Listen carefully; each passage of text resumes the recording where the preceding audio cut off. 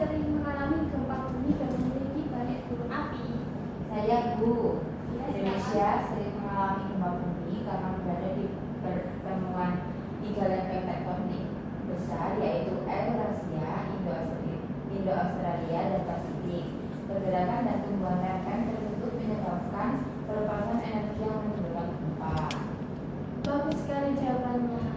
Baik, tujuan pembelajaran hari ini ada 4. Yang pertama, peserta didik mampu menjelaskan berbagai teori pembentukan bumi berdasarkan pendapat para ahli melalui kegiatan diskusi dan studi lembaga. Yang kedua, peserta didik mampu menganalisis jenis-jenis gerakan lempeng tektonik serta dampaknya terhadap fenomena dalam melalui kegiatan analisis gambar dari KPD. Yang ketiga, peserta didik mampu menyajikan hasil analisis tentang teori pembentukan bumi dan gerakan lempeng tektonik dalam bentuk peta konsep, infografis, atau presentasi kelompok secara kualitatif dan kreatif. Baik, sebelumnya Ibu akan menampilkan tentang video gempa bumi dan gunung api ya. Kalian perhatikan. Ya, Ibu.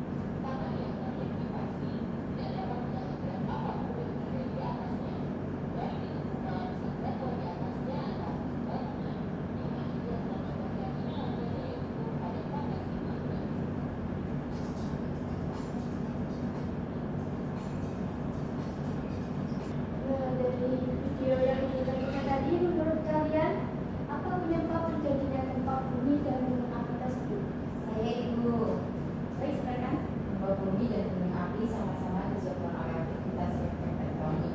Gempa terjadi karena pergeseran lempeng, sedangkan gunung api berbentuk karena magma yang naik ke permukaan akibat proses di dalam bumi. Bagus sekali jawabannya Anda. Baik, Ibu punya pertanyaan lagi nih untuk kalian. Jika lempeng bumi terus bergerak, apakah bentuk benua di masa depan bisa berubah lagi? Saya Ibu mau menjawab. Iya, boleh. Bentuk benua di masa depan bisa berubah lagi karena lempeng bumi terus bergerak meskipun pergerakannya sangat lambat. Gerakan tersebut dapat menyebabkan benua saling mendekat, menjauh atau bergeser. Akibatnya bentuk dan posisi benua dapat berubah dalam jutaan tahun mendatang. Seperti contoh, dahulu semua benua menyatu dalam satu daratan besar bernama Pangea. Kemudian terpecah menjadi benua-benua yang ada sekarang. Baik, sekarang Ibu akan menjelaskan teori pembentukan bumi dan gerak lempeng tektonik ya. Yang pertama ada teori kontraksi. Teori kontraksi dikembangkan oleh Descartes pada tahun 1596 hingga 1650. Teori ini menyatakan bahwa bumi mengalami penyusutan dan mengurut karena proses pendinginan. Teori tersebut menyebabkan tempat satu dengan tempat yang lain mengalami perbedaan bentuk dan membentuk relief bumi yang berupa gunung, lembah, dan daratan. James Dana, 1947 dan Henry de Bauman mendukung teori kontraksi. Mereka berpendapat terbentuknya pegunungan dan lembah-lembah diakibatkan pengerutan permukaan bumi dan akibat proses pendinginan pada bagian dalam bumi. Teori ini banyak dikritik karena penurunan suhu yang menyebabkan terbentuknya pegunungan dan lembah berlangsung dalam waktu singkat. Padahal di dalam bumi masih terdapat unsur pijar dan lapisan bumi masih memandu pergerakan dengan ini. Yang kedua ada teori dua benua atau bisa disebut Laurasia dan Gondwana teori. Teori dua benua ini dikembangkan oleh Edward Seuss pada tahun 1884. Menurut teori ini, benua-benua di bumi pada masa lalu berkumpul menjadi sebuah benua besar, superkontinen. Benua yang terletak di sekitar kutub utara bernama Laurasia, benua yang terletak di kutub selatan bernama Gondwana. Kedua benua tersebut bergerak perlahan menuju ekuator dan terpecah saling menjauh sesuai arah pergerakannya masing-masing yang pada akhirnya membentuk daratan benua. Rotasi bumi menyebabkan sebagian benua terpecah di daerah ekuator dan berlanjut barat. Pecahan Laurasia yang membentuk Eropa, Asia, Amerika Utara, dan Greenland, sedangkan pecahan Gondwana membentuk Amerika Selatan, India, Australia, Afrika, dan Antartika. Nah, ini ada gambar teori dua benua ya. Yang Laurasia itu yang utara, sedangkan yang selatan itu yang Gondwana dan dipisahkan oleh yang ini. Tengah-tengah ini ada Laut Tethys. Selanjutnya ada teori apungan benua atau continental drift theory. Teori apungan benua dikemukakan oleh Alfred Ronald Wegener pada tahun 1912. Menurut teori ini, muka bumi terbentuk akibat pergeseran benua. Pada mulanya bumi berawal dari benua tunggal besar bernama Pangea. Pangea bergerak kemudian terpecah. Gerak rotasi bumi secara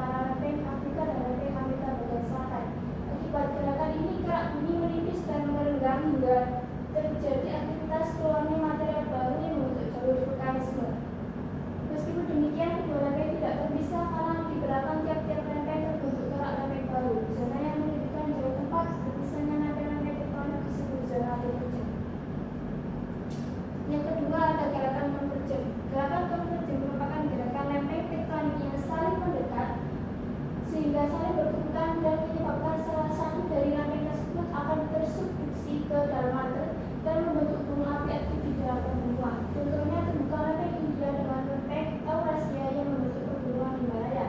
Tumbukan antar lempeng tektonik dibedakan menjadi dua, yaitu tumbukan antar lempeng benua dengan benua yang disebut zona konvergen, tumbukan antar lempeng benua dengan lempeng dari samudra yang disebut zona subduksi. Tumbukan lempeng benua dengan lempeng benua akan membentuk zona peminjaman yang sering menimbulkan gempa tektonik. Yang ketiga ada gerakan transform. Gerakan transform ini gerakan antar lempeng tektonik yang bergerak berlawanan arah sehingga saling bergesekan. Contohnya gesekan antara lempeng Samudra Pasifik dengan daratan Amerika Utara yang menyebabkan terbentuknya sesar San Andreas di Amerika Serikat. Lalu tempat bergesekan lempeng-lempeng tektonik disebut zona sesar mendatar atau zona transform. Nah, ini ada gerakan lempeng tektonik yang di sini ada konvergen dan transform. Yang dimana transform ini saling kayak berpapasan itu, yang divergen ini kayak saling menjauh dan konvergen itu kayak saling mendekat. Terus selanjutnya, ibu ada bukti bahwa dahulu benua yang ada saat ini pernah bersatu, di antaranya kesamaan garis pantai timur Amerika Selatan dan Afrika bagian barat, kesamaan fosil hewan dan tumbuhan yang ditemukan di beberapa tempat, adanya pemekaran dari Samudra Atlantik atau sea floor spreading, dan Greenland semakin menjauh dari Eropa. Nah, ini ada gambar dua batas dua lempeng tektonik, bisa dilihat ya, ini sama yang ini. Apakah kelihatan jelas? Sudah sih Bu. Oke, sekarang ada, nah ini dulu benua sebelum menjadi terpecah sampai sekarang itu bermula dari benua Pangea, satu benua besar, terus terpecah lagi menjadi dua seperti dari dua benua tadi, Laurasia dan Gondwana, terus terpecah lagi kayak lebih besar gitu, terus sekarang ada yang lebih kecil. Baik, terima kasih. Dari penjelasan Ibu dan video tadi, apakah ada yang ditanyakan? Tidak Ibu. Oke, sekarang Ibu akan membagi LKPD ya yang untuk dikerjakan. Silakan nanti kalau udah dipresentasikan ya.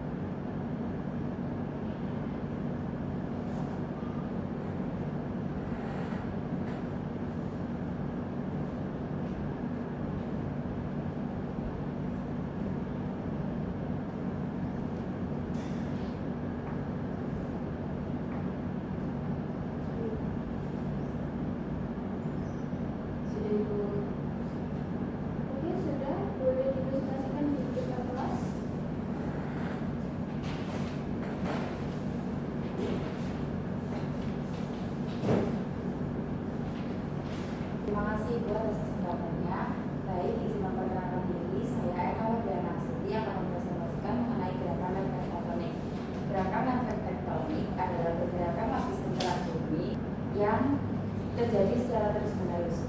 Walaupun pergerakannya sangat lambat, gerakan tersebut memiliki pengaruh yang sangat besar terhadap kondisi permukaan bumi. Gerakan lempeng tektonik dapat menyebabkan berbagai fenomena alam seperti gempa bumi, gunung meletus, tsunami, dan pembentukan gunungan. Terdapat 3 jenis gerakan lempeng tektonik. Yang pertama, gerakan divergen. Gerakan divergen terjadi ketika dua lempeng bergerak saling menjauh. Akibatnya magma dari dalam bumi keluar dan membentuk kerak bumi baru. Gerakan ini biasanya terjadi di dasar samudra. Yang kedua adalah gerakan konvergen. Gerakan ini terjadi ketika dua lempeng saling bertumbukan. Tumbukan tersebut dapat membentuk pegunungan dan gunung api. Selain itu, gerakan konvergen juga sering menyebabkan gempa bumi yang cukup kuat. Yang terakhir adalah gerakan transform. Gerakan transform terjadi ketika dua lempeng saling bergeser. Gesekan antar lempeng tersebut dapat menimbulkan gempa bumi. Indonesia merupakan salah satu negara yang sering mengalami gempa bumi dan memiliki banyak gunung api aktif. Hal ini terjadi karena Indonesia berada di pertemuan 3 lempeng besar dunia, yaitu lempeng Eurasia, Indo-Australia, dan Pasifik. Karena berada di jalur pertemuan lempeng, Indonesia termasuk wilayah yang rawan terhadap bencana alam seperti gempa bumi, tsunami, dan letusan gunung api. Namun, aktivitas lempeng tektonik tidak selalu memberikan dampak negatif. Aktivitas tersebut juga memberikan manfaat bagi manusia. Contohnya, tanah di sekitar gunung api menjadi subur sehingga baik untuk pertanian. Selain itu, daerah pegunungan juga dapat dimanfaatkan sebagai objek wisata alam. Dengan mempelajari gerakan lempeng tektonik, manusia dapat memahami penyebab terjadinya bencana alam dan meningkatkan kesiapsiagaan terhadap resiko bencana. Sebagai pelajar, kita juga perlu memiliki kesadaran untuk menjaga lingkungan dan memahami cara menghadapi bencana alam agar dapat mengurangi risiko yang ditimbulkan. Jadi, dapat disimpulkan bahwa teori pembentukan bumi dan gerakan lempeng tektonik sangat penting dipelajari karena berkaitan langsung dengan kehidupan manusia dan berbagai fenomena alam yang terjadi di bumi. Sekian presentasi dari saya. Terima kasih atas perhatian teman-teman dan ibu guru. Wassalamualaikum warahmatullahi wabarakatuh. Waalaikumsalam warahmatullahi wabarakatuh. Tangan anak-anak. Baik, dari presentasi tadi kita dapat memahami bahwa gerakan lempeng tektonik sangat mempengaruhi kehidupan manusia. Indonesia berada di pertemuan 3 lempeng besar dunia sehingga sering mengalami gempa bumi dan aktivitas vulkanik. Karena itu, manusia perlu memahami mitigasi bencana agar dapat mengurangi risiko kebencanaan.